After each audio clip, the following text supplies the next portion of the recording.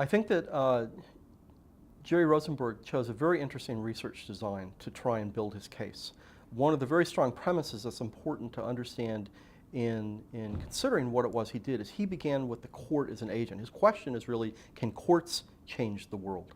And so that the justices on the Supreme Court, or if applied to other courts, judges, they become the agents. And the question is, when they act, or how often are they likely to act?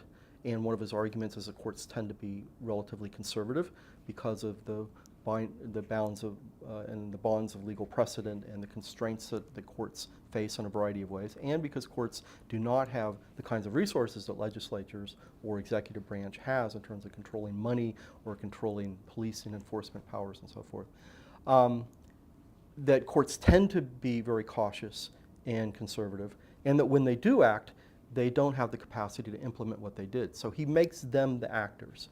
And his methodology is to begin with landmark decisions that many people have assumed had great transformative impact, like Brown versus Board of Education or Roe versus Wade.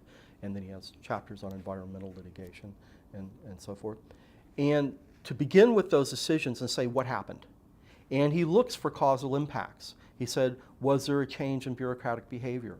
And it's mostly a very compliance-oriented kind of standard. Did others change their practices or behaviors or policies in compliance with or conformity with what the courts ruled? And so the standard for him is what the judges said, or justices of the Supreme Court, what they said, and did that translate immediately into that kind of action? And so, his logic is to draw a causal arrow, action, reaction, or response. And if they line up so that there is one that one can feel confident about, the action produced the reaction, he shows that there's significant change. If there's not such a change, or if there are intervening factors that seem to produce a change, that would question whether the courts were really a major player or had a major transformative impact. That's one way of studying whether courts matter or not. But there are a variety of other approaches to ask those questions as well.